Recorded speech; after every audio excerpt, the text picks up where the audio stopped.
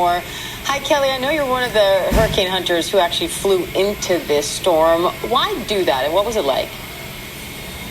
Well, we do this in order for the National Hurricane Center to have the most up-to-date information on the storm's conditions. This will be my 7th flight today, and we tend to process a lot of information that we wouldn't normally get just with satellites or radar alone.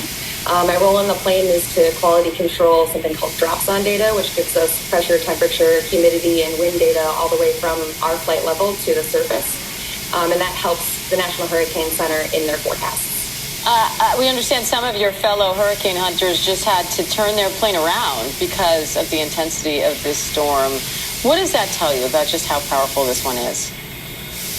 Well, I tell you what, Category 5 hurricanes are no joke, as are no other hurricane.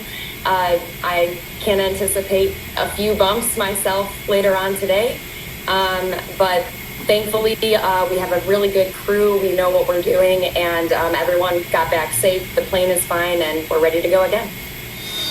So what's making this storm so strong? Well, it's a combination of things, but after a while, when after Tropical Storm Melissa at the time stopped dealing with some of the vertical wind shear, now that relaxed, and the really, really warm ocean temperatures and ocean heat content just fueled that storm into a situation where it could rapidly intensify and become a seriously catastrophic situation. Kelly, this is the first time in 20 years 3 or more Cat 5 hurricanes developed in the Atlantic in one season. We're also seeing more strong storms later into hurricane season. Why is that? Well, it could be a combination of things.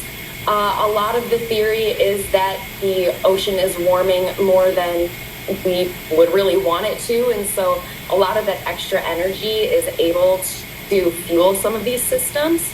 It does take a fair amount of research in order to pick apart the different dominating factors in terms of hurricane development, since ocean heat is not the only thing.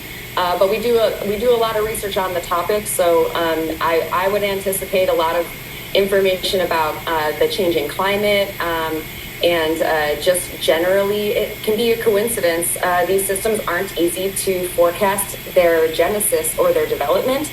And so this one just happened to form in a place where we didn't have any other systems really take the heat out of the ocean. And so it just had all of that heat built up.